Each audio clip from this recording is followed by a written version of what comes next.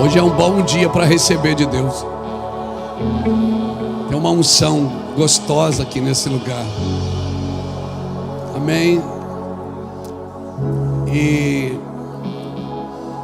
não se questione porque será que eu sou merecedor, será que eu não sou? Ninguém aqui é, nem eu. Eu talvez menos que vocês ainda. Mas quando Deus quer derramar, Ele derrama. Ele é Deus, Ele pode fazer isso. Não é por causa que você é bom ou porque você é ruim. É porque Ele é bom. O pacto da graça não tem a ver com você, não tem a ver com o que você fez para Ele, tem a ver com o que Ele fez por você. Então hoje é um bom dia para ser salvo, para ser ministrado. Hoje é um bom dia para se arrepender. Uma unção dessa é um bom dia para você dizer: Deus, eu não sirvo. E Ele vai dizer: eu sei, mas eu te amo. Servir a Deus não tem a ver com o que você é, tem a ver com o que Ele é na sua vida. Quando essa unção está presente, eu conheço ela, irmãos. Eu sei que tem uma unção aqui. Eu conheço esse cheirinho. Eu sei quando Ele está perto. E por que tem dia que parece que Ele está perto e tem dia que parece que Ele está longe? Na realidade, não tem a ver com Ele estar perto ou Ele estar longe. Tem a ver com nós queremos receber ou não queremos receber. Eu quero receber hoje. Eu só quero receber. Essa semana, o pastor Jackson, nós estávamos conversando. Ele disse: pastor, está tudo bem? Estou te vendo tão quieto. Vamos conversar? Está precisando de um amigo para conversar? Eu disse: Jackson, eu estou me sentindo uma panela de pressão. Eu estou, sabe? Deus mandou eu ficar quietinho, só conversando, um jejumzinho básico até a convenção, só buscando a Deus. Quem me conhece sabe, eu não sou de ficar usando momentos como esse para tentar espiritualizar a nossa humanidade. Até porque eu acho que unidade ela não subsiste sem a humanidade. Então a minha unidade com Deus sem a minha humanidade, ela não serve. Porque humanidade é isso, é a humana unidade. Eu preciso ser humano para poder entrar em Deus. Eu preciso ser gente. Às vezes eu quero espiritualizar demais e eu não consigo receber de Deus, porque eu acho que Deus tem que fazer só depois que eu fizer. Não é você que move Deus, é Deus que move você. Então a sua unidade depende da sua humanidade. Porque unidade é isso, é a humana unidade.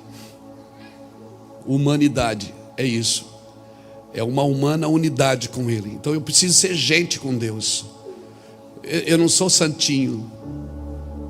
Eu não sou alguém que faz tudo certinho, arrumadinho, bonitinho, fala tudo bonitinho. Essa santidade não impressiona Deus. O que impressiona Deus é a sua sinceridade. Claro que à medida que Ele vai ministrando, você vai sendo ministrado por Ele. Então cutuca alguém que está do seu lado e diga: não desista. Sabe o que eu tenho visto no mundo, irmãos? Tem muito mais desistentes no mundo do que derrotados. Tem muito mais gente que desiste do que gente que perde. E você não é um derrotado quando perde uma batalha. Você é derrotado quando você desiste de uma guerra. Porque às vezes para ganhar a guerra você precisa perder algumas batalhas. Então você precisa perder algumas batalhas, porque à medida que você vai perdendo algumas batalhas, você vai aprendendo a guerrear. Não desista, cutuca alguém que está do seu lado. Se ele não olhou para você, chuta ele, irmão. Se dá na canela, na cadeira dele. Se, ô irmão, falando com você.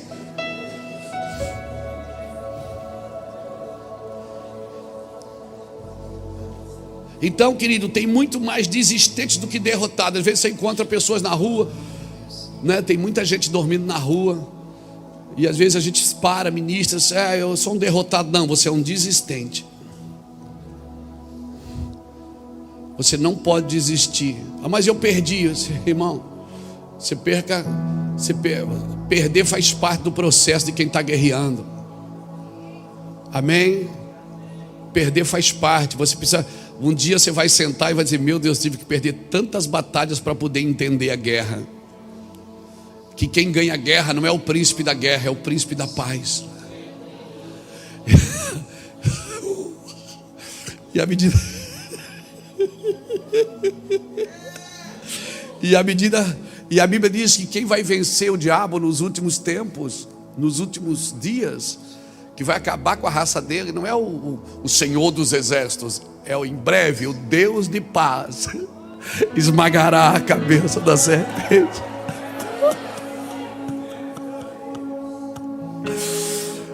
Aleluia. Então, por favor, quando você perder uma batalha, não pense que a guerra acabou. Pessoas não são medidas por batalhas, elas são medidas pela guerra. Amém? E Deus vai sempre desafiar você a continuar. Você não é um derrotado. Você pode ter desistido, mas você não perdeu. Amém? Agora nunca se esqueça que em todas as coisas nós somos mais do que vencedores. Olha que eu nem sou pregador motivacional. Eu gosto de fazer a gente pensar. Querido, aquele que jamais perdeu uma batalha e nem uma guerra, é esse que está do seu lado, te ensinando. Amém? Amém? Então fica tranquilo. Quando os irmãos começaram a ministrar aqui hoje, eu disse: tem uma guerra que precisa ser vencida aqui nessa reunião. Porque todo culto é uma guerra. Amém? Todo culto é uma guerra. Um dia dá um problema aqui, outro dia dá um problema lá. Um dia é o som que não dá certo, outro dia é o negócio que não funciona. Um dia é você está chegando, outro dia você não consegue chegar.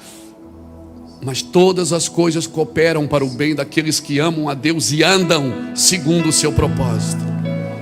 Então fica tranquilo, irmão. Você não é um derrotado. Tire essa mentalidade da sua cabeça. Você pode ter desistido, mas você não é um derrotado. Por isso que a igreja não precisa trabalhar para vencer, porque o fim dela é glorioso. Por isso que o evangelho não é para defender a igreja, é para salvar a humanidade. Não use o evangelho para defender seus próprios interesses, porque o evangelho não é usado para defender a igreja. Porque se o evangelho ele é usado para defender a igreja, crer-se que a igreja não tem um cabeça. E a igreja tem um cabeça que é Cristo, e o final dela é glorioso. A igreja vai viver em glória com Cristo. Amém? Na eternidade você não vai só voar, você vai andar também, vai voar, vai andar. Amém? Louvado seja Deus. E sabe quem é que vai para a eternidade?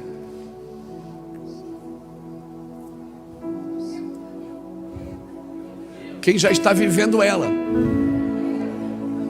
Quem já está vivendo como se ela já estivesse presente. Amém? Porque onde estiver o teu tesouro, aí está o teu coração. Você vive aqui, mas seu coração não está mais. Embora você trabalhe para adquirir, você trabalha para ter, e nada errado, por favor, tenha bastante. Abençoe muita gente, ajude muitas pessoas. Mas quando você vive a eternidade aqui já. Jesus ensinou isso, gente. Não, mas um dia eu vou viver para sempre com Jesus. Eu pensava que você já vivia com Jesus. Mas eu vou entrar no reino dele. Mas ele não disse que você tem que entrar no reino dele. Ele disse: venha o teu reino, seja feita como é no céu. É agora, é já. Amém? É agora, você já pode começar a viver na eternidade. Agora. E sabe de uma coisa? Para quem vive na eternidade já, nunca morrerá. Mas eu fui no velório dele, não estava mais ali.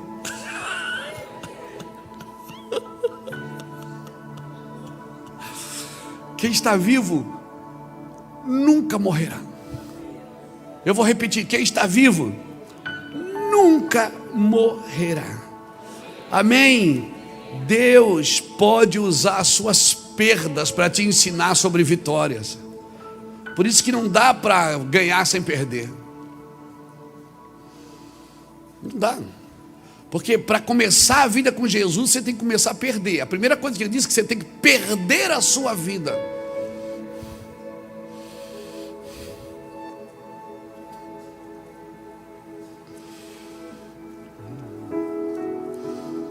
E já tem gente aqui querendo aceitar Jesus antes do culto acabar.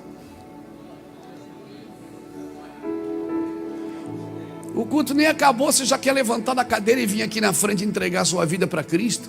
Eu nem comecei a pregar ainda. E se você quiser mesmo, já pode vir, não tem problema nenhum. Nós podemos fazer isso agora, orar por você, e depois você já senta para receber o Evangelho salvo. Isso, deixa aberto, porque a gente não sabe, vai que alguém já está sendo pego pelo Espírito de Deus. Você não precisa esperar o culto acabar. Se você recebeu aí uma palavra: meu Deus, Deus está falando comigo, eu quero Jesus, vem cá então.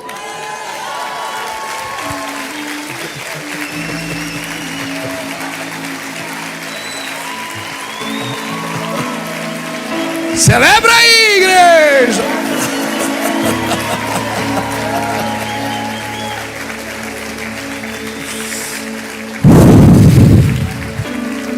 Ei, dá mais glória a Deus.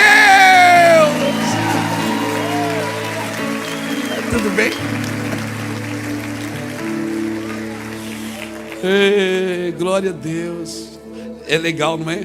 Pega a gente por dentro assim, não pega?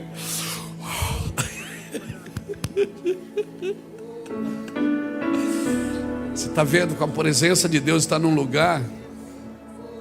Por isso que Jesus entrava na casa de Zaqueu. Zaqueu dizia: Senhor, eu sou ladrão. Jesus nem pregou para o Zaqueu, foi só a presença dele na casa do Zaqueu. Zaqueu já foi dizendo: Senhor, eu sou ladrão. E o Senhor disse: eu sei, tá tranquilo, mas eu quero devolver mais, 4 vezes mais. Jesus disse: hoje a salvação entrou nesta casa. A presença de Jesus. Por isso você precisa da presença de Jesus. Não adianta você saber tudo da Bíblia se a presença de Jesus não está com você.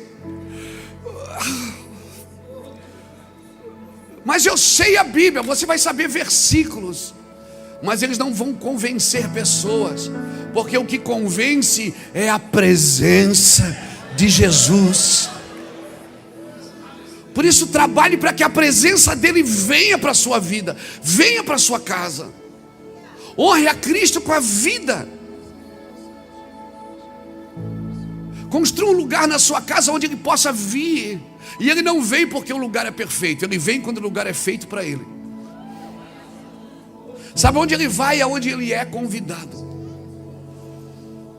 Aonde eu vou na reunião por causa dele. Eu não vou para receber uma bênção, eu vou porque eu quero adorar a Cristo. E quando nós cantamos: vim para adorar-te, vim para dizer-te que eu te amo, eu vim dizer o que é que eu quero, eu vim dizer. Os louvores hoje, Cris, eles adoraram Jesus.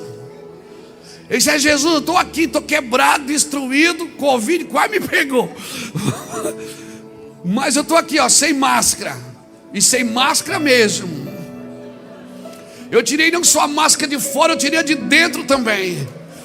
E eu botei tudo no chão e eu vim para te adorar. E eu não vou sair daqui, Senhor, enquanto não te adorar. Sabe o que Jesus vai no lugar quando o lugar é dele? Quando você prepara o ambiente para ele, então ele vai. Amém? Deus vai mudar a sua vida, cara. Como é seu nome? Gessé. Vai na casa de Gessé. Como é seu nome? Ruanda. É, Deus abençoe sua vida, linda. Amém? O Senhor te guarde, te abençoe. Estenda a mão para cá. Esse culto hoje, ele começou de trás para frente. Estende a mão para cá. Não vai embora depois da oração. Pai, nós queremos abençoar a Ruanda e o Gessé. Nós queremos pedir a tua graça sobre a vida dele. Nós queremos pedir a sua graça sobre a vida dela. Pedimos a tua unção sobre eles. Que o Senhor guarde eles debaixo do teu sangue. Sim, Deus, Ele ajuda. Ele ajuda. Sim, pode pedir porque Ele ajuda. Tem uma pessoa sentada aí na cadeira dizendo: ai meu Deus, eu estou com vontade de ir, mas eu tenho vergonha. Deixa essa vergonha na cadeira e sai correndo, vem aqui na frente. E nós vamos orar por você. Você vai sair daqui cheio do Espírito Santo. Vai ser abençoado, poderoso. Sai daí, vem para cá, correndo. Glória a Deus. Jesus, nós abençoamos. Abençoamos essa jovem, cheia do Espírito Santo. Nós declaramos que ela será poderosa. Poderosa na tua presença e na tua vida, Pai. E que teu nome seja glorificado na vida dela. Em nome de Jesus. Vem, moço, vem cá. Glória a Deus. Vem cá também. Vem cá, lindinha. Vem cá, vem cá. Deus abençoe isso. Dá um negócio assim, não dá? Vai lá, não tenha vergonha. Deus abençoe, não tenha vergonha. É isso. Glória a Deus. Estende a mão, irmão. Glória a Deus. O culto hoje vai ser maravilhoso, porque Jesus vai derramar no seu poder. O culto hoje vai... Eita!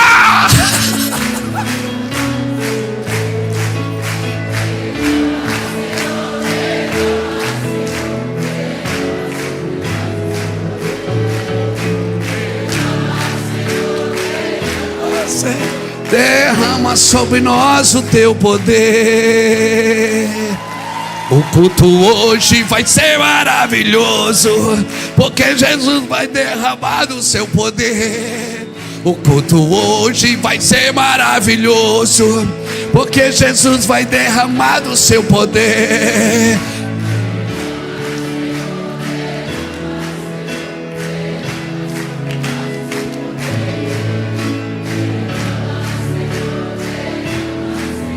Derrama sobre nós o seu poder. Oh, que lindo. Que lindo. Glória a Deus.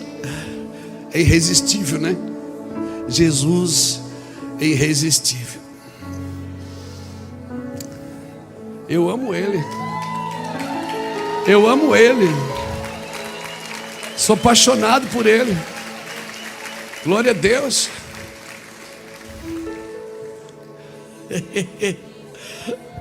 É nós, velho. Beleza, mano? É nós. Aleluia. Ele é lindo, não é, gente? Ele é simples ou não é? É tão simples que parece que não é verdade. Se chamar, Ele vem. Se você adorá-lo, Ele se manifesta. Se você resolver servi-lo, então, ai que amantorebia chorar. Obrigado, Jesus, por esses homens, por essas mulheres, por esses jovens, por essas meninas. Obrigado pelo teu amor tão presente, tão tocável. Teu amor é tudo, Jesus. O teu amor é tudo. É tudo que eu preciso, aquilo que eu quero. Toca esses homens. Toca eles com o teu fogo, com a tua glória. Toca eles com milagres. Milagres. Milagres. Milagres. Toca eles com milagres. Amém. Dê um aplauso ao Senhor. Glória a Deus, queridos. O presente é no final. Deixa eles sentarem para ouvir o Evangelho.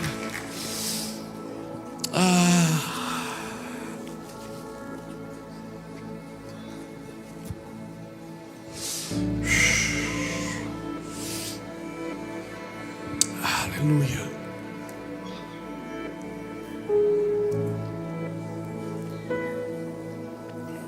Aleluia.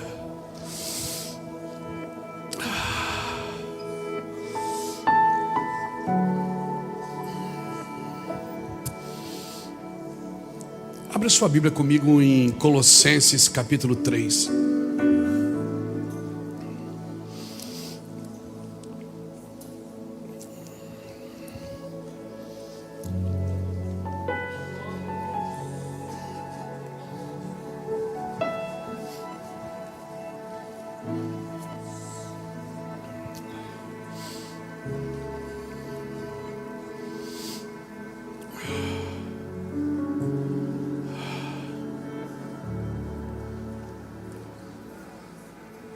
Colossenses capítulo 3 diz assim: portanto, se fostes ressuscitados com Cristo, buscai as coisas que são de cima, onde Cristo está assentado à destra de Deus. Pensai nas coisas que são de cima e não nas que são da terra, pois morreste e a vossa vida está oculta com Cristo em Deus. Quando Cristo, que é a nossa vida, se manifestar, então também vós vos manifestareis com Ele em glória. Fazei, pois, morrer a vossa natureza terrena, a prostituição, a impureza, a paixão, a vil concupiscência e a avareza, que é a idolatria.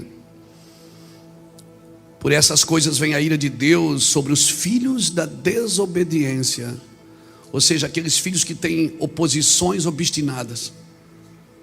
Nelas também em outro tempo andastes, quando a vossa vida era dominada por elas.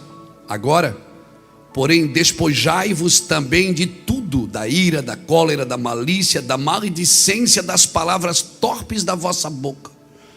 Fecha a boca, irmão. Não fala bobeira. Não mintais uns aos outros, pois já vós despistes do velho homem, que com seus feitos já se despiste dos velhos homens com seus feitos, e vos vestistes do novo, que se renova para o conhecimento segundo a imagem daquele que o criou. Aqui não há grego, nem judeu, circunciso ou incircunciso, bárbaro, cita, servo ou livre, mas Cristo é tudo em todos. Cristo é tudo em todos. Eu quero declarar, irmãos, nessa noite, debaixo dessa palavra, dessa unção que está aqui, que Deus vai colocar uma meta na sua rotina. Amém? Você não vai ser aquele cara, aquela mulher que só acorda de manhã, vai dizer assim: ai, tudo de novo, amanhã é segunda-feira, o relógio desperta, ai meu Deus, mais uma semana, trabalho, ai aquele patrão chato, ai aquele negócio, ai aquilo, tudo de novo. Eu quero declarar que a rotina sem uma meta, ela fica chata mesmo, irmãos, mas Deus tem uma meta para a sua rotina. Amém? Deus tem algo para você fazer em meio à sua rotina. Eu quero declarar isso, e você vai descobrir a sua meta em Deus. A sua meta é muito mais do que ganhar dinheiro, é muito mais do que ser conhecido, famoso. A sua meta tem muito mais a ver com o propósito de Deus para a sua vida, com a vontade de Deus para a sua vida. Amém? Pessoas voláteis, elas vão abandonando as suas metas pelo caminho. Por quê? Porque vai tardando o resultado, e à medida que tarda o resultado, ela abandona a meta, e ela fica só com a rotina. E a rotina, assim, então, ela se torna chata, porque uma rotina sem metas, elas são chatas. E pessoas voláteis, elas vão fazendo isso. Quando demora o resultado, a Bíblia fala disso, né, em Provérbios, que a bênção que retarda faz adoecer o coração. Às vezes você está esperando uma coisa há muitos anos e não acontece. Aí um dia vai lá e acontece, né, Eliel? E aí, aquele dia, né, que acontece, a Bíblia fala disso em João 16, 20. O mundo se alegra e vocês vão ficar tristes, mas a vossa tristeza se converterá em alegria, a vossa alegria ninguém poderá tirar. E ainda compara com uma mulher grávida. Diz: a mulher, quando está grávida, ela sente fortes dores de parto, mas quando pega o bebê, já esquece da sua dor, e já até algumas fazem até planos para ter outro filho, porque já esqueceu da dor. E a diferença de uma mulher grávida da igreja é porque a mulher grávida, ela gera com prazer e dá luz com dor. A igreja, ela gera com dor, mas quando der a luz, ela vai dar luz com prazer. Amém, irmãos?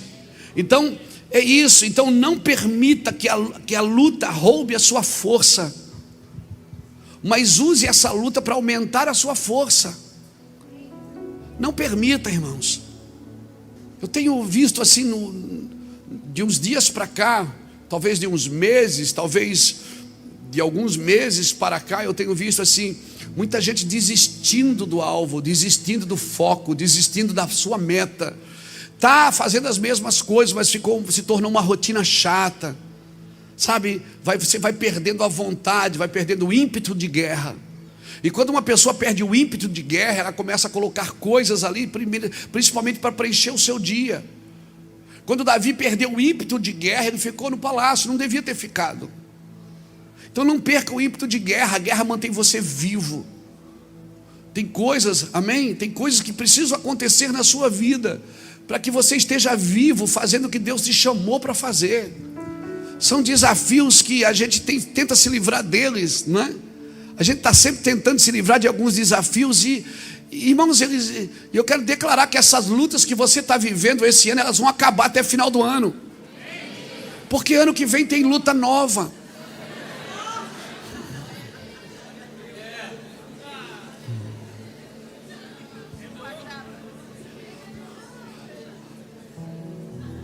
Sabe qual é o nosso problema? É que a gente erra os mesmos erros com as lutas velhas.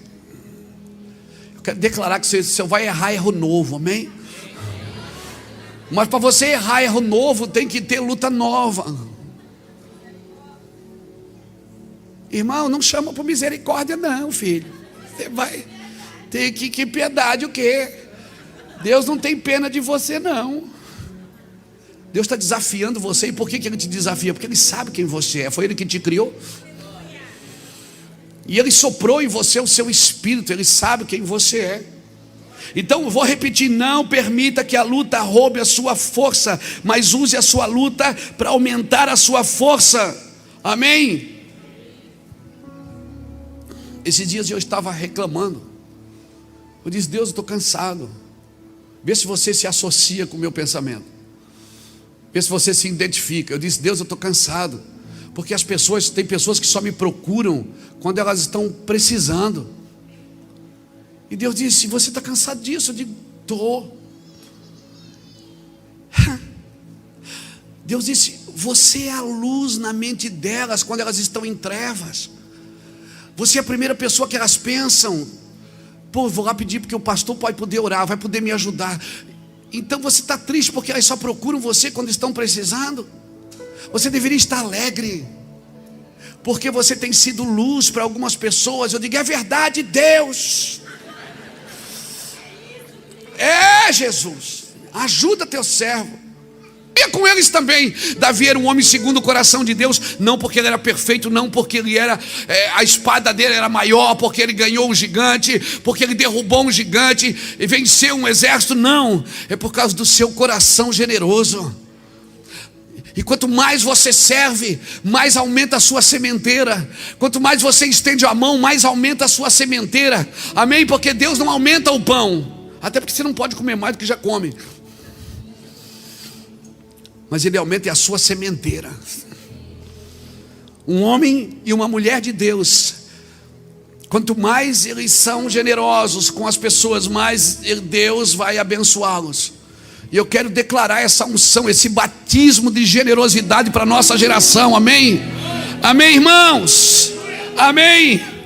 Então, pastor, então eu estou em guerra. Pegou isso? Irmãos, por isso que a gente fala tanto de autoridade. Não toque numa autoridade e achar que tudo vai continuar como está. Não toque em ninguém. Não toque. O carcereiro, ele achou que ele tinha autoridade sobre Paulo. Ele não tinha. Era Paulo que tinha autoridade sobre ele. O rei Agripa achou que ele tinha autoridade sobre Paulo, porque ele estava no trono e Paulo estava algemado na frente dele. Mas quem tinha autoridade sobre o rei Agripa era Paulo, não era o rei Agripa que tinha autoridade sobre Paulo. Pilatos achou que tinha autoridade sobre Jesus, porque ele disse: eu tenho autoridade para te soltar ou para te prender. Jesus refutou e disse: não, você só tem autoridade porque meu pai te deu. Porque nenhuma autoridade, se meu pai, eu só estou sendo preso aqui, sendo agredido, sendo ofendido, porque meu pai quer. Mas por que ele quer? Porque meu pai está usando isso para me aperfeiçoar em amor. Só um aleluia.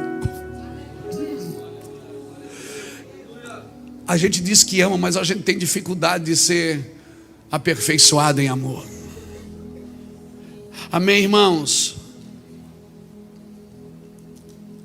Deus é Deus, irmãos, e as coisas não vão mudar assim.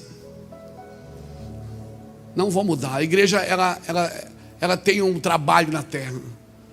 Por mais que eu queira, eu não posso transformar o verão em inverno, nem o inverno em verão. Eu posso? Não posso, porque são estações.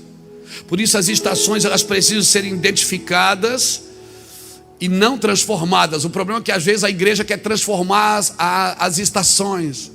A igreja não tem que transformar as estações. A igreja tem que vestir a roupa que a estação está vivendo. Não, mas eu vou orar, Deus vai mudar a estação. Deus não quer mudar a estação. Ele já determinou que a estação, elas são 4 e a gente tem que viver. Então, mas você viu a guerra na Ucrânia agora? Você viu a Rússia? Você viu a peste, a pandemia? Você viu as pessoas? A igreja já viveu isso. A igreja já viveu nas guerras mundiais. A igreja já viveu no meio da fome, no meio da peste, no meio do descaso. E ela chegou até aqui. O que eu preciso fazer é estudar como a igreja se comportou naqueles dias, para que ela permanecesse viva até hoje. Porque parece que eu estou trabalhando para mudar uma estação que Deus não vai mudar. A estação não vai mudar, querido.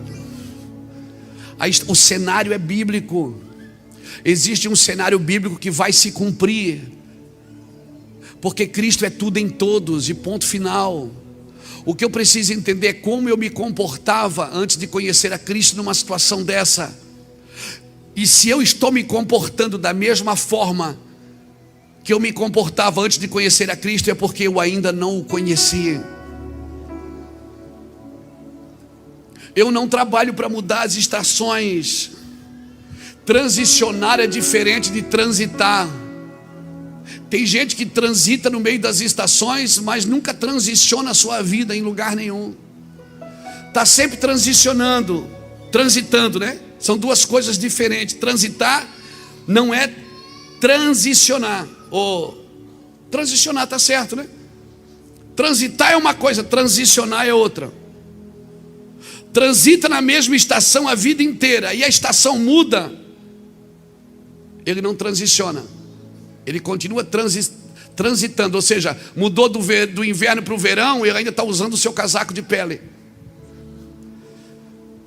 Porque a estação mudou, mas ele não transicionou. Por isso eu preciso estudar as Escrituras e ouvir a voz de Deus para saber o que Deus quer de mim. Como me comportar nesses dias. Como que eu vou viver nesses dias? Irmão, a primeira tentação que um homem sofreu, estude a vida de Adão. A primeira tentação do homem não foi duvidar de Deus, mas duvidar do que Deus falou para ele.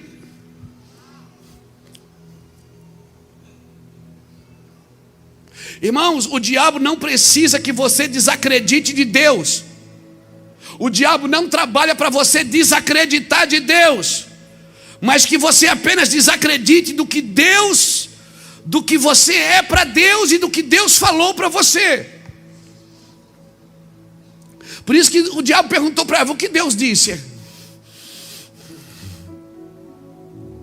Ele não disse: você tem que parar de adorar Deus e me adorar, não. Ele disse o que Deus disse. O diabo não trabalha para você desacreditar de Deus. Ele trabalha para você desacreditar de quem você é para Deus.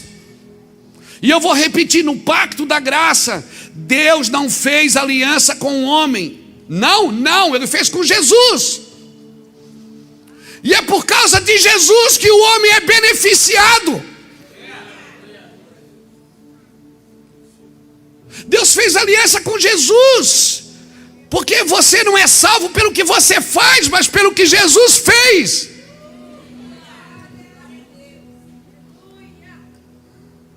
Então o Senhor está dizendo que eu não sofro por aquilo que eu sou? Não. Escuta, você não sofre por aquilo que você é.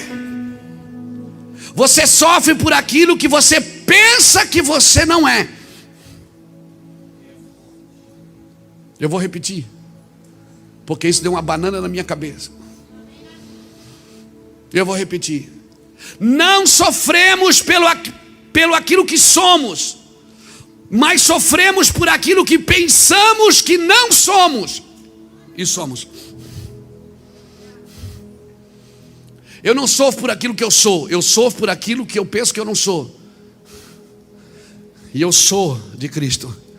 Jesus morreu por mim, Ele morreu para me salvar. Parece que é complicado, mas não é.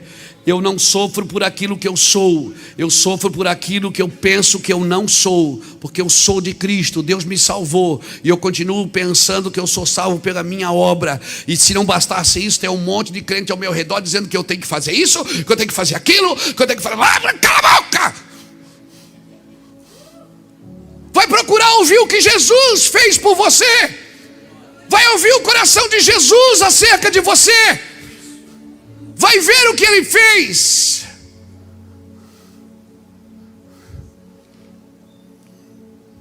Espera aí, deixa eu falar devagar para não dar B.O. Nós não devemos ser além daquilo que Deus quer que sejamos.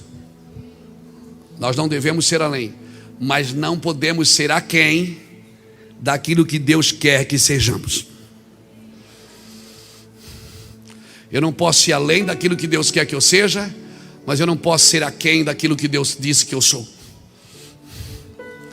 E se meu pai falou que eu sou, eu sou. Mas eu olho no espelho e eu vejo que eu não sou. Mas meu pai disse que eu sou. Nós temos um instituto de futebol. Meu filho joga lá, mais alguns amiguinhos. Quando acaba o jogo, esse dia o treinador dele me chamou a atenção e disse: ô pastor, ele não está aqui não, jura? Você não está aqui não, né? Não, tomara que não. Ele disse assim: pastor, o senhor lá fora, o senhor atrapalha Samuel. É que o senhor entende de Bíblia. Eu disse: mas você viu que ele pegou a bola e não correu? Eu disse: eu pedi para ele não correr. Ele está jogando para mim hoje. Eu armei o time para jogar do jeito que eu tinha escalado, então ele jogou do meu jeito. Ah, é? Quase que eu citei um versículo bíblico, né?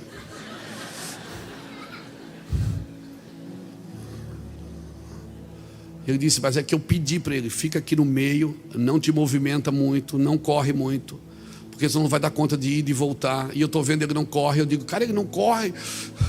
Aí o cara disse: pastor, eu pedi para ele não correr. Aí eu disse: mas ele não tem que correr. Não, hoje não. O time é muito forte, muito pesado, então não adianta correr que eles vão ganhar da gente no contra-ataque. E logo eu vou fazer um curso na CBF também. Quero ver se eu não vou ficar bom nisso. Então, eu não posso ser além daquilo que Deus quer, mas eu também não posso ser aquém, irmão. Eu preciso achar esse lugar em Deus. Amém? O problema é que a gente vai desistindo e a gente se torna a desistência num fracasso, numa derrota, e a gente se chama derrotado. E aí a gente começa, a nossa identidade começa a ser traduzida pela nossa personalidade. Então quem tem a personalidade forte é vencedor. O calmo não. O calmo é perdedor, porque ele não briga. Você consegue brigar com alguém que não quer brigar? Então, o que é que diz 2 Coríntios capítulo 5, versículo 17? Diz que quem está em Cristo, nova criatura é. As coisas velhas se passaram e tudo se fez novo. Bota aqui para mim, 2 Coríntios. Bota ali, gente. Bota aqui no telão, 2 Coríntios 5, 17. Deixa aqui. Portanto, se alguém está em Cristo, é nova criação. As coisas antigas já se passaram e eis que as coisas se fizeram nova. Agora, essa nova aqui é nova sem precedente. Não é nova a partir do que você era, mas é a partir de Cristo. Ou seja, eu era viciado em droga, agora eu sou pastor. O novo aqui não é a partir de você, é a partir do que Cristo fez. Não é a partir do que você, agora Deus fez a minha vida transformada, né? Eu era um bêbado e vivia drogado, mas encontrei Jesus, não é a partir de você, é a partir dele. Nova aqui é kainos, que quer dizer recentemente feito, nunca usado, não surrado, um novo tipo, sem precedente, novo, recente, incomum, desconhecido. É por isso que quando a pessoa aceita Jesus, ela precisa entender que vai começar, Deus não vai reconstruir a sua vida, Deus vai recriar. Como é que é? Não vai reconstruir? Não. Ele vai recriar, porque é nova criação. Não é uma reconstrução. E aí o cara fica, não, mas não pode, né? Tem que cuidar, porque isso era perdido no mundo. Agora, não. Deus vai te criar de novo. Por isso que você tem que nascer de novo. Senão era só uma reforma que precisava, não de uma nova criatura. Então eu sou novo em Cristo. Amém? Nós fizemos da nossa personalidade muitas vezes a nossa identidade. E a nossa identidade não é a partir da nossa personalidade, é a partir do nosso espírito. Amém? Então, diga comigo, não é reconstruir, é recriar. Deus me recriou em Cristo. Amém? Eu sou recriado em Cristo. Por isso Paulo dizia, já não sou mais eu que vivo, é Cristo que vive em mim. E esse amor que eu agora tenho aqui na minha carne, eu a tenho pela fé nele. É a vida dele em mim agora. Amém, irmão? Por isso que eu falei, só irá para a eternidade quem já está vivendo nela. Não é quem sai da terra para ir para a eternidade, mas quem está na terra, mas já vive a eternidade. Amém? O que diz Salmo 19, verso 7? Salmo 19, verso 7 diz assim: a lei do Senhor é perfeita e restaura a alma. Restaura o quê? A lei restaura o quê? A alma, não o espírito. Você está me entendendo? Eu vou repetir. Hebreus 10, 14 diz o quê? Com uma só oferta, ele aperfeiçoou para sempre os que vão sendo santificados. Ou seja, ele me aperfeiçoou e diz assim, agora Luiz, você vai ter que ir sendo aperfeiçoado. Então a guerra já foi vencida na cruz. A guerra está vencida lá. Agora a batalha é diária. Então, se eu perdi uma batalha num dia, você entendeu? Por isso que ele aperfeiçoou para sempre a guerra. Já venceu. Os que vão sendo aperfeiçoados, que vão lutando na batalha diária. Mas eu perdi uma batalha, mas você não anula o que Jesus fez na cruz.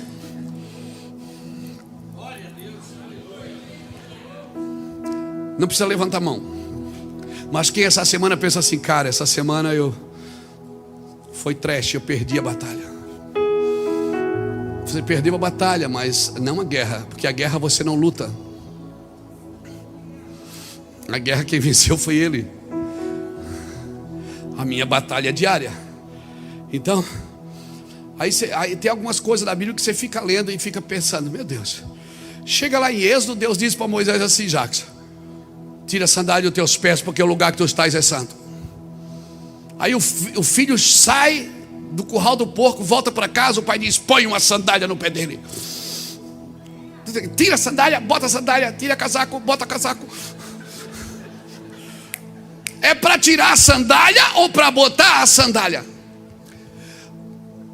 No Velho Testamento, o que era santo era o lugar, por isso que você tinha que tirar para entrar. No Novo, agora, quem é santo não é mais o lugar, é você. Então agora você tem que botar a sandália para viver com ela. Porque no Velho Testamento, a sandália e o lugar era santo. Então, o lugar santo, tinha toda a reverência do lugar. Mas aqui, santo é você, não é mais o lugar. Quando que alguém está do seu lado, santo é você. Você é o santinho de Deus. É. Mas pastor, tem essa cara de ser vergonha. Como é que eu sou santo? Mas você é santinho de Deus, porque Ele santificou você, Ele venceu a guerra para você. E agora, o que eu vou fazer? Você vai batalhar para não ter mais essa cara de sem vergonha.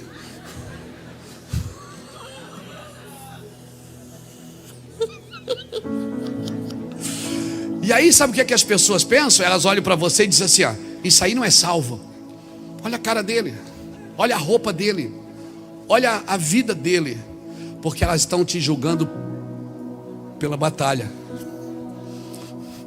e não pela guerra que foi vencida na cruz. Por isso, quando eu digo, você já leu e já viu vídeos nossos antigos, e eu dizendo: eu não desisto de ninguém. Mas eu também não desisto de ninguém que não desiste de si mesmo. Porque se você desistir de si mesmo, nem Deus pode te ajudar. Ele diz assim: ó, vinde vós que estáis o quê? Cansado e eu os aliviarei. Você vê ele dizendo que ele vai ao cansado? Não, é o cansado que tem que ir até ele. E mas eu estou cansado, mas tem que ir até ele. É o cansado que tem que achar forças e procurar Jesus. É o cansado que tem que sair da sua cadeira, do seu lugar, e dizer: eu quero isso. Por quê? Porque tem que ter uma atitude. Eu não sei como fazer, não sei por onde começar, mas eu quero. O dia que eu aceitei Jesus, eu tinha 6 gramas de cocaína no meu bolso. Estava 9 dias sem dormir. 9 dias sem dormir. E eu fui lá e disse: eu quero. Eu não sei como eu vou fazer, mas eu quero isso. Eu decidi. Eu tive que decidir. Eu não tinha muita escolha também. Eu não tinha muita opção. Não espere ficar sem opções. Não espere. Então, querido, você não consegue ver valor em você. E eu vou dizer por que você não consegue ver valor em você. É porque você não consegue ver Deus em você. Mas Deus consegue ver valor em você. Por quê? Porque Ele não vê como vê o homem. Você não consegue ver valor em você porque você não vê Deus em você. Mas Deus consegue ver valor em você porque Ele se vê em você. Por isso que você pode estar olhando para alguém e dizer assim: é miserável, e Deus dizer: é meu filho. Porque você não consegue ver valor em você, porque você não consegue ver Deus em você. E se você não consegue ver Deus em você, você acha que você vai conseguir ver Deus na vida de alguém? Fala para mim. Se você não consegue ver Deus na sua vida, você se sente um derrotado, um mal acabado, um largado, um decepcionado, um frustrado. Você não consegue ver Deus em você. Como é que você vai ver Deus nos outros, irmãos?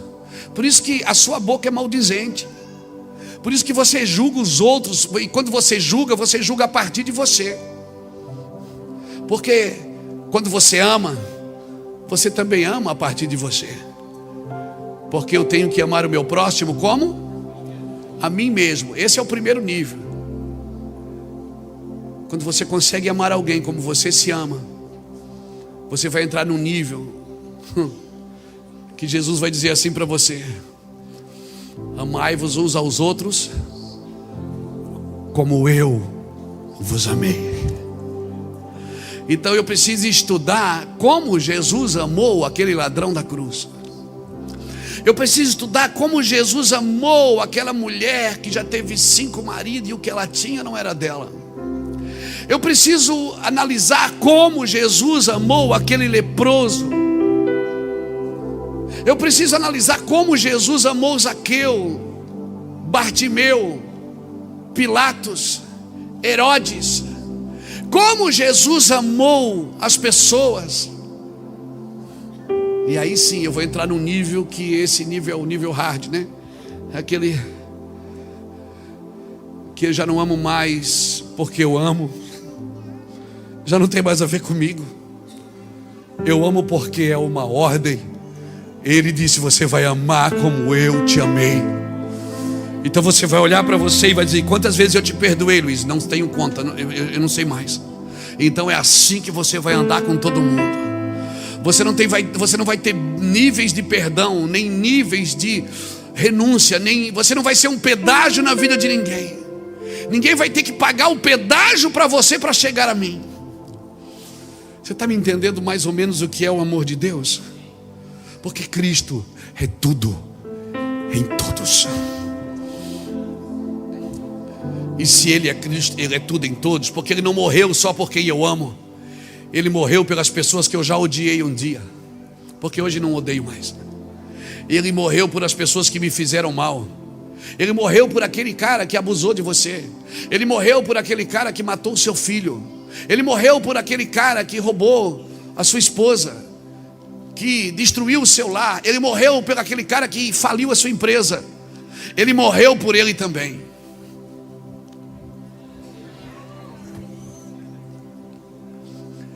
E quando nós chegamos nesse lugar, uau, aí eu posso dizer assim: já não sou mais eu que vivo, é Cristo que vive em mim. Eu vivo pela fé no Filho de Deus. Então, por favor, olhe para você e veja o valor de Deus em você, como Deus te vê. Quando você diz: eu não presto para nada, eu não sirvo para nada, é porque você não consegue ver Deus em você. Me diga então, você que sabe tudo, você já viu Deus criando alguma coisa que não sirva para nada?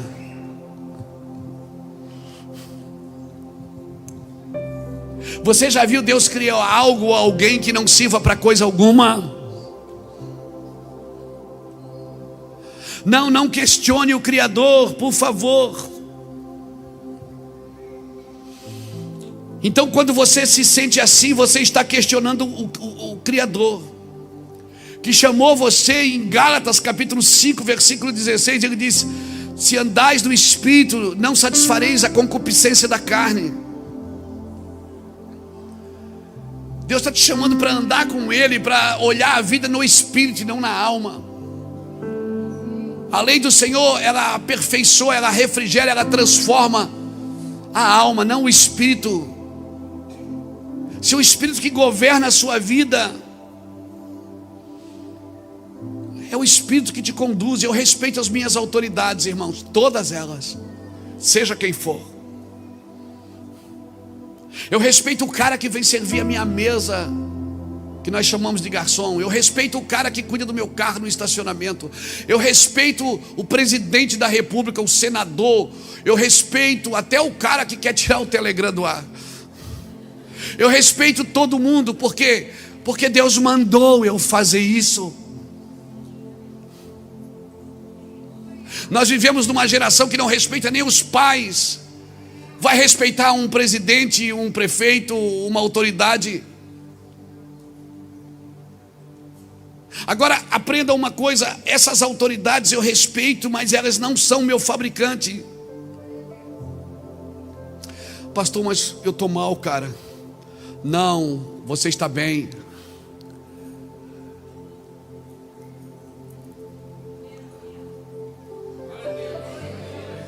Pastor, mas eu pequei, eu estou mal. você está bem. Que isso, pastor? Não, vou te ensinar. Como é que você sabe que você está bem ou está mal? Se após pecar você ficou bem, então é porque você está mal. Mas se depois de pecar você ficou mal,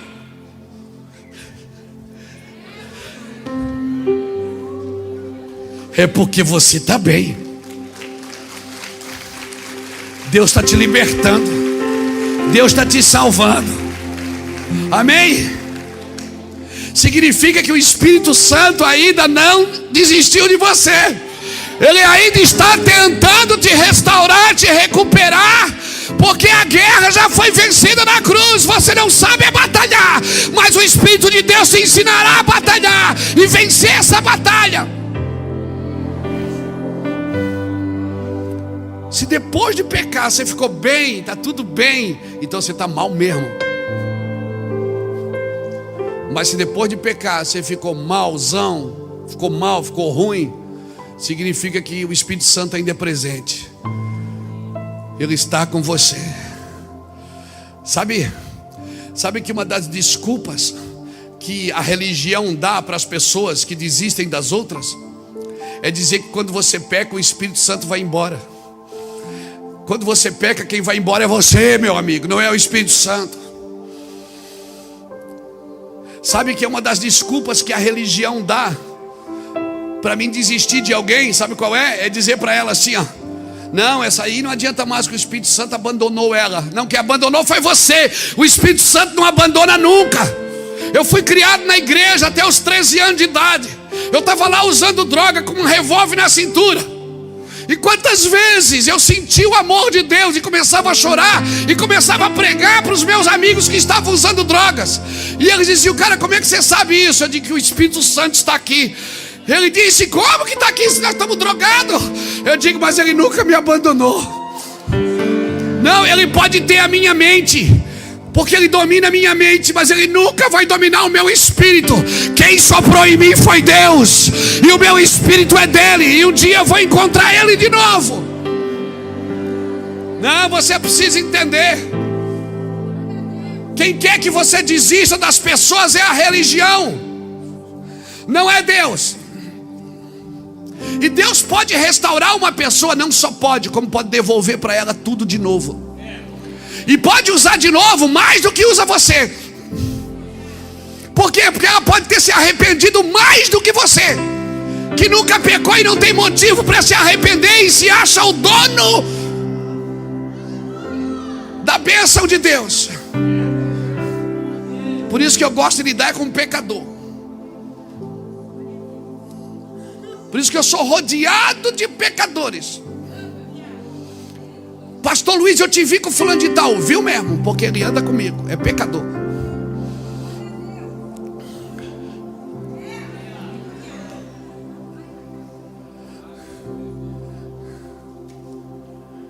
Você está me entendendo, querido? Então você está dizendo que eu tenho cura? Tem jeito para você, sim. Se teve jeito para mim, tem jeito para você. E você acha que Deus pode me usar de novo? Não só de novo, como muito mais do que já te usou um dia. Porque você vai ficar mais querido. Porque só exerce misericórdia quem já provou misericórdia.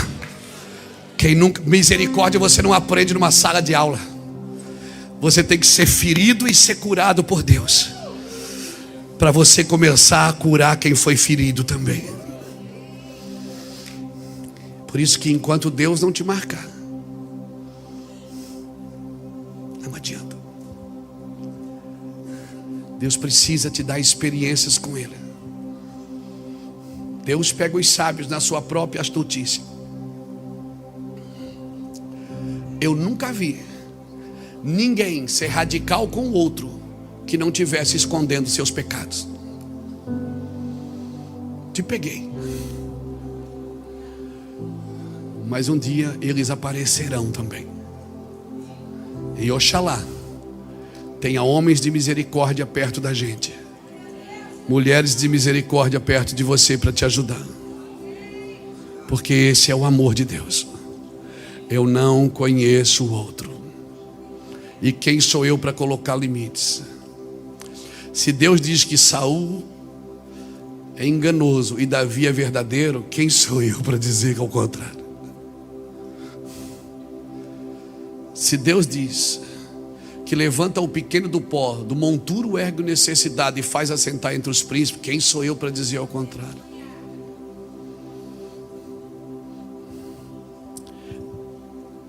O Espírito Santo não desiste.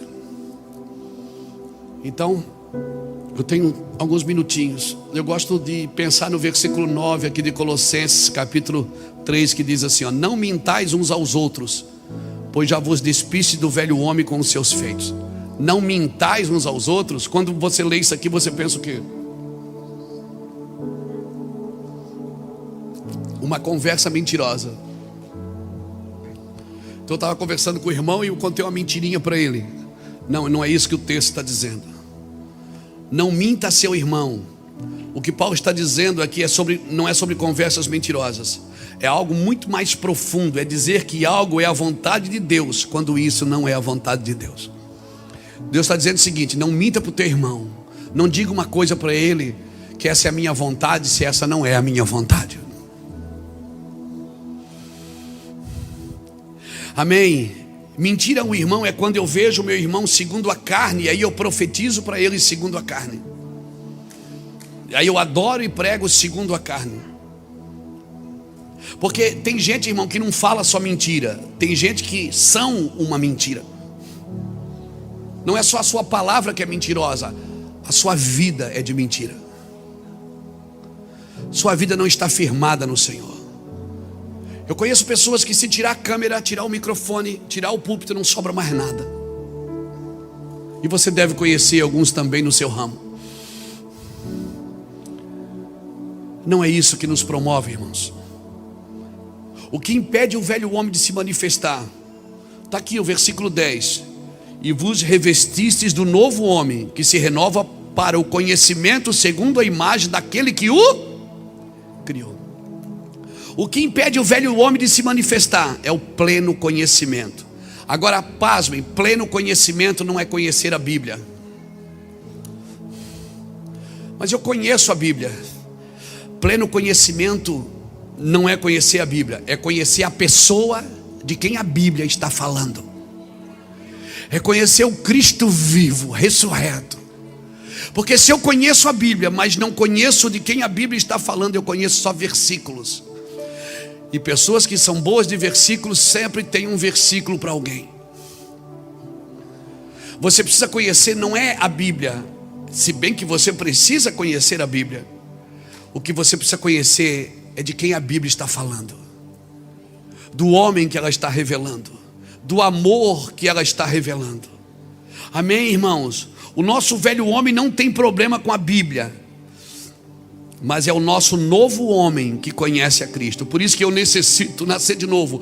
Por isso que o Senhor falou para Nicodemos: você conhece a Torá, você conhece as Escrituras, mas você precisa nascer de novo. Para quê? Para você conhecer de quem a Torá está falando. Porque se você não conhecer de quem a Torá está falando, você só vai ter regras, preceitos e regras e preceitos. Jesus falou para Nicodemos: Nicodemos, como que eu vou nascer de novo? Eu vou voltar para o ventre da minha mãe? Jesus disse: não, isso é eu que falei. Ele falou: não, cabeção, você precisa nascer na água e no Espírito. Você precisa nascer de novo. Porque se você não nascer de novo, você não vai entender quem eu sou. Você não vai entender o que é que a Torá está falando ao meu respeito, o que é que os livros estão falando a meu respeito. Você conhece as Escrituras. Nicodemos entrou em parafuso, irmão. Por quê? Porque Jesus diz: você que é mestre da lei, não sabe dessas coisas? É necessário nascer de novo.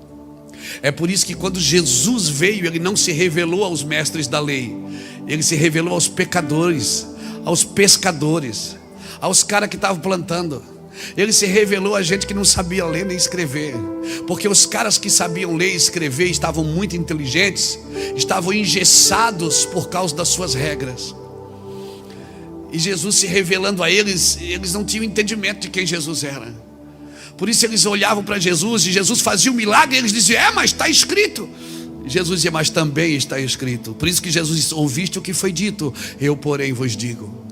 Ele não estava combatendo o que estava escrito. Ele estava dizendo: o que estava escrito não estava sendo entendido. Porque você não pode entender o que está escrito sem amor. Você não pode entender o que está escrito sem a vida de Cristo. Não pode, irmãos. O perigo é se o velho homem maneja bem a Bíblia, mas não conhece a Cristo. E tem muito velho homem que não nasceu de novo. É velho homem, conhece a Bíblia inteira, mas não conhece a Cristo.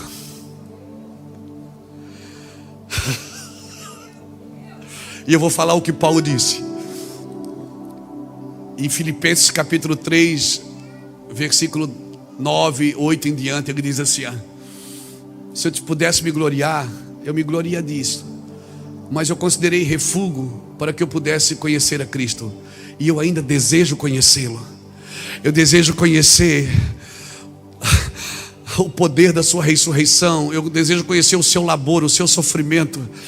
Eu desejo conhecer a sua dificuldade. Eu desejo conhecer a dor do seu sofrimento e o poder da sua ressurreição. Paulo estava dizendo, ele aprendeu aos pés de Gamaliel. Agripa falou para ele: você aprendeu aos pés de Gamaliel, cara, por que você está aí algemado? Você disse que quer ir para Roma, eu quero te soltar e você quer ir para Roma. Ele disse: Deus falou comigo que eu vou morrer lá em Roma, mas eu quero te soltar. Ele disse: não, mas você é meu prisioneiro. Ele disse: não, eu sou prisioneiro de Cristo. Eu não sou seu prisioneiro. Se eu fosse, você podia me soltar. Eu não estou preso a você, eu estou preso a Cristo. Por isso, quando ele sabia que ele ia morrer, ele falou: eu combati o bom combate, eu acabei a carreira e eu guardei a fé. A coroa da justiça está preparada para mim. Paulo aprendeu aos pés de Gamaliel. E ele disse: aquilo que era minha honra, que era minha glória, eu considero como refúgio, para que eu pudesse alcançar a Cristo. Por isso, irmãos, eu oro para que todos os nossos discipulados, todas as nossas escolas, todos os nossos cursos, eles sejam encharcados do Espírito Santo, encharcados de lágrimas, de alegria, de celebração. Que a gente tenha, sim, pastor Ney, muita comida, que a gente tenha muita alegria, que a gente esbanje, Beto, celebrações, que a gente fale do amor de Deus, e que, se precisar parar, fechar a apostila, fechar o livro, fechar a Bíblia, para dar um cheirinho, nós vamos fazer. Porque eu não quero conhecer as Escrituras sem conhecer de quem ela está falando. Amém. O que é Cristo para mim? É meu Salvador? É meu libertador? É meu provedor? Jesus é meu provedor, Jesus é meu libertador, Jesus é meu salvador. Isto não é pleno conhecimento. Pleno conhecimento é o que está no versículo 11 de Colossenses 3. É eu saber que Cristo é todo em todos. Cristo é tudo e está em todos. Sabe o que é pleno conhecimento? É tudo em todos. É tudo em todos. Você que acha que o Espírito Santo foi embora, ele não foi. Você pecou, né, seu miserável? E você acha que agora o Espírito Santo foi embora. Não, você diz assim: não tem mais jeito para mim, eu sou pecador. Sabe por quê? Porque a sua vida cristã não estava firmada em Cristo, estava firmada nas suas boas ações. E aí, quando você viu que não fez uma boa ação, você agora não se sente humilde o suficiente para voltar. Sabe por quê? Porque você acha que o seu bom comportamento é que mantinha você espiritual. E sabe como se chama isso? Orgulho. Eu te digo, você nunca foi de Cristo. Porque se você é de Cristo, a sua vida está firmada nele, não nas suas boas ações. Mas hoje, pastor, e se eu fizer uma ação ruim, você vai se consertar. Ele disse: não faça mais as coisas do velho homem, faça as coisas do novo homem. Se livre da ira, da cólera, da maledicência, se livre dessas coisas. Você não é mais aquele velho homem, você é esse novo homem agora. Mas eu servia a Cristo tão bem. Sabe por quê, pastor Ulisses? Que eu fazia tudo certinho. Eu ia na igreja 3 vezes por semana. Eu tinha um PG na minha casa. Eu fazia o curso com o pastor Beto. Eu fui batizado. Eu dou o dízimo. Não falha um mês, eu dou o dízimo. Eu faço tudo certo. Aí eu fui lá e pisei na bola. Uau. Aí eu venho, vou para a igreja assim, ó. O que foi, irmão? Tô mal. Sabe por quê? Porque você tinha orgulho de servir a Cristo a partir de você, não a partir dele. E agora Jesus derrubou todos os seus castelinhos de areia, pegou o balão, o alfinetezinho, fez assim no seu balãozinho. Aí Deus agora está olhando para você e diz assim: vamos começar de novo? Nós dois, só nós dois. Vamos fazer de novo, nós dois. Mas agora do meu jeito, não é mais as suas boas ações. Não fica mostrando para os outros as suas boas ações para eles acharem que você é crente. Eu sei quem você é.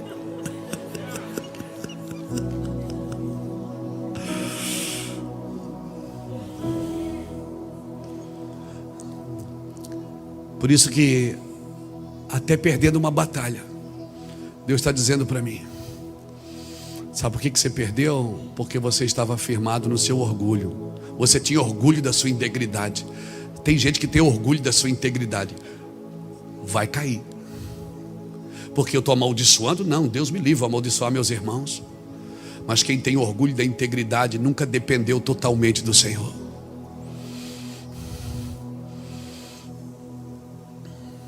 Depois você estuda o livro de Jó e me fala. Ou então leia esse livrinho, O Amor. Já está pronto? Não, né? Jesus, meu primeiro amor, que a gente está escrevendo. Vai acabar com a tua vida. Por favor, não firme a sua vida cristã no seu orgulho. Pleno conhecimento é saber, Fábio, que nada está fora dele. Porque dele, por ele e para ele são todas as coisas. Pleno conhecimento não é conhecer de Gênesis a Apocalipse, versículo por versículo. Pleno conhecimento é que não existe nada fora da vida dele. Nada. Nada fora. Eu termino aqui para a gente orar. Mas deixa só, nós vamos orar e eu quero te instruir nisso. Renovação não é falar em línguas. Eu fui renovado no Espírito, voltei a falar em línguas. Renovação não é isso. Renovação não é saber mais ou fazer mais, mas é ver Cristo mais claramente em tudo que eu sou, em tudo que eu tenho e em tudo que eu faço. Então, se você está amadurecendo, está vendo que você colocou algemas nas suas mãos e nos seus pés, porque você colocou uma pedra amarrado numa corrente e está puxando essa corrente porque te ensinaram a matar a sua carne. Não é isso que mata a sua carne. O que mata a sua carne é ver Cristo mais claramente no governo da sua vida.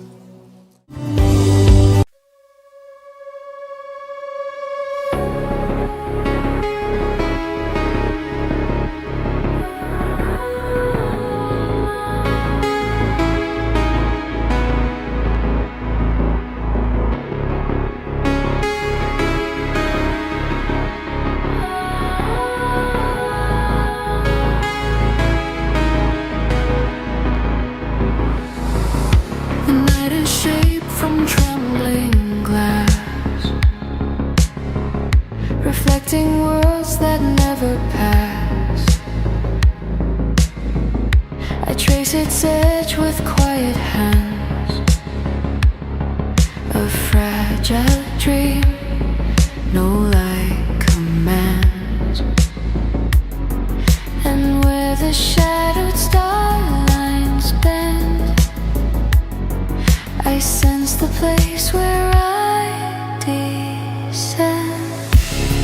My glass horizon, hold me near, where falling dust dissolves my fear.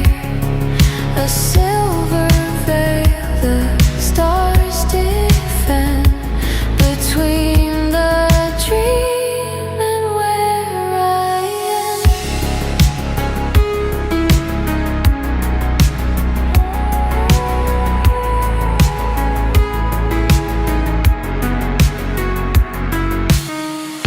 The moon drifts slow through crystal haze, a ghostly lantern lost in maze. I breathe its glow, a cold embrace, a softened truth I dare to face. And as the silent hours grow, I follow where the echoes flow. Night glass horizon, hold me near, where falling dust dissolves my fear. A silver veil the stars defend, between the dream and where I am.